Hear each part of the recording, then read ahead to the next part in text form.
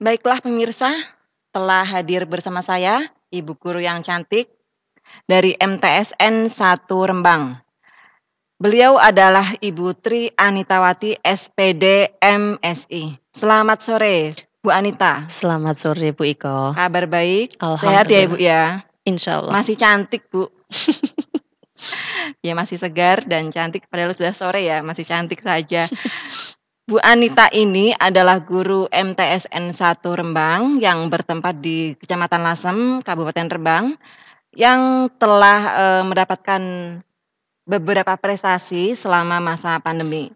Di sini ada Indonesian Youth Science Competition yang diselenggarakan pada 25 Oktober tahun 2020 dan ada kejuaraan KSN Competition Science Nasional yang diselenggarakan pada 8 April tahun 2020 dan ada Olimpiade Pahlawan Sains Indonesia atau OPSI yang diselenggarakan pada akhir November tahun 2020. Bu Anita, di lomba-lomba ini Ibu dapat juara berapa nih? Ada yang dapat emas sama perak.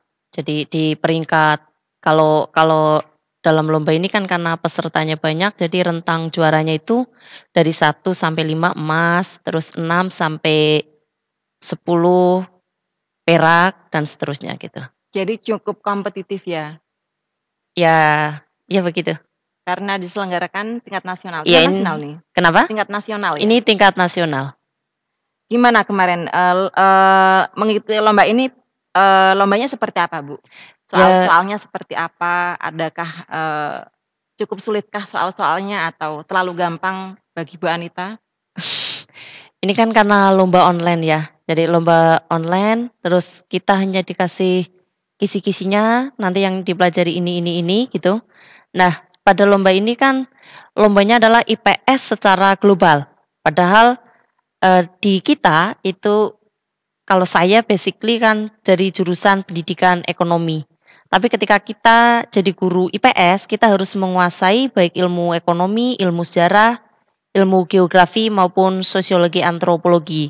Jadi kesulitannya adalah di mapel-mapel yang kita kurang menguasai. Kalau saya jujur dari 4 itu yang paling sulit adalah untuk mapel geografi. Geografi. Iya, soalnya sulit-sulit. Karena setahu saya ya di pelajaran ketika saya SD sampai SMA itu Sekolah tidak dulu. dapat ya, tidak dapat itu sampai kemudian di bangku kuliah saya fokusnya di ekonomi. Jadi untuk ilmu geografi saya agak kesulitan. Tapi dengan begitu saya jadi endingnya kan saya belajar lagi. Belajar lagi di geografi, oh seperti ini. Jadi ya tetap buat saya apapun yang kita lakukan tetap ada pelajaran yang bisa kita ambil, ada manfaat yang bisa kita dapat. Ada positifnya, bisa menambah wawasan dan pengetahuan. Iya, betul. Ya, ini ada strategi khusus Bu, mengikuti lomba-lomba pada masa pandemi ini. Gimana mungkin kesibukan Ibu dengan mengajar siswa secara daring itu menambah kesibukan. Tapi Ibu bisa pula mengikuti lomba dan berhasil mendapatkan juara. Kalau strategi khusus tidak ada, karena saya setiap mengikuti kompetisi itu bismillah saya hanya ikut juara, alhamdulillah tidak saya dapat pengalaman. Cuma kalau di strategi penilaiannya, kita kan dalam setiap kompetisi itu pasti ada juknisnya ya. Jadi penilaiannya modelnya bagaimana. Kalau di setiap lomba yang saya ikuti ini modelnya kalau misalkan salah nilai -1, kalau kosong tidak berpengaruh biarpun salah. Jadi lebih main ke situ. Jadi nanti dalam pengerjaan soal saya mengerjakan yang paling mudah dulu. Untuk yang sulit-sulit itu saya terakhir. Tidak usah dikerjakan. Ya saya Daripada kerjakan. salah begitu. Iya, kadang ada yang begitu. Tapi sejauh ini saya kerjakan semua. Biarpun saya spekulasi sih sebetulnya. Betul, alhamdulillah tidak, ya sudahlah gitu ya. Walaupun -1 spekulasi ya. Iya, spekulasi aja. Bu Anita ini menjadi pembimbing siswa-siswi juga untuk mengikuti lomba-lomba. Iya. Ya. Sudah berapa banyak siswa-siswi yang berhasil dibimbing oleh Bu Anita ini? Selama masa pandemi itu 18 kejuaraan yang kami raih dari online.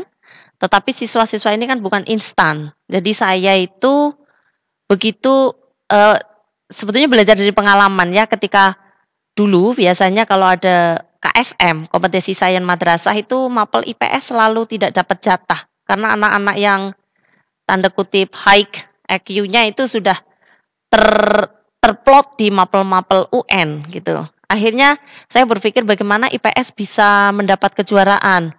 Begitu siswa masuk kelas 7 itu langsung saya bimbing. Jadi saya ngelesi anak-anak ini yang juara hari ini itu dari kelas 7, kelas 8, endingnya kelas 9 itu mereka saya ajak untuk berkompetisi.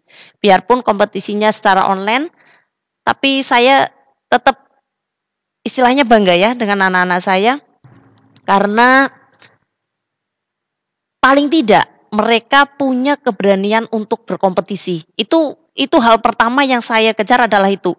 Karena untuk berkompetisi itu tidak semua orang berani.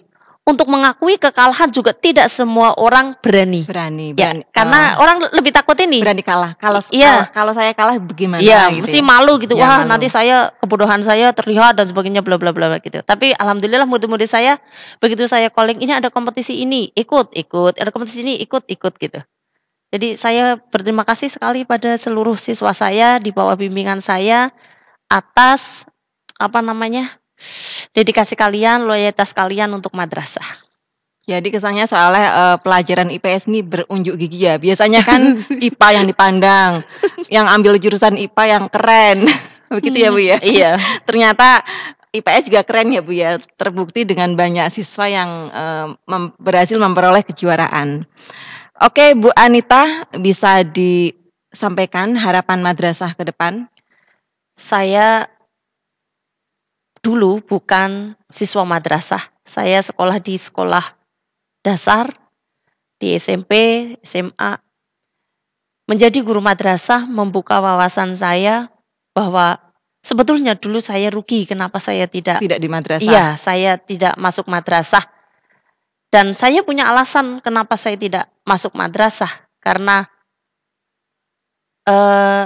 diakui atau tidak diakui, sampai saat ini pun kita masih dipandang sebelah mata. Nah, begitu saya jadi guru madrasah, impian saya adalah saya sangat tidak terima jika madrasah selalu dinomorduakan. Saya rasanya sakit hati. Saya punya mimpi bagaimana, terutama karena saya tugasnya di MTS Negeri 1 Rembang, saya punya mimpi kapan saya bisa melihat MTS saya menjadi MTS favorit, biarpun sekarang mungkin sudah favorit ya untuk di Rembang ya, tapi lebih dari ini yang diraih gitu. Saya pingin sekali untuk itu. Jadi orang tidak lagi memandang sebelah mata terhadap madrasah. Tapi orang akan mencari-cari madrasah karena madrasah dinilai lebih daripada yang lain. Punya keunggulan tersendiri. Iya, itu harapan saya. Pingin sekali itu. Ya, seperti yang dicita-citakan oleh Kementerian Agama ya, mewujudkan yang madrasah hebat bermartabat, dan hashtag ini sering disampaikan di media sosial seperti itu. Oke Bu Tri Anita SPD MSI, terima kasih atas waktunya. Sama-sama. Dan juga kepada seluruh peserta podcast kali ini dari MTSN 1 Rembang, dari MTSN 4 Rembang, dan dari MAN 1 Rembang. Pemirsa, demikian podcast kita pada hari ini. Jangan lupa saksikan podcast edisi berikutnya. Dan jangan lupa selalu ingat akan pesan Ibu untuk mencuci tangan, memakai masker, dan menjaga jarak. Salam Kemenak Jateng Majeng. Wassalamualaikum warahmatullahi wabarakatuh.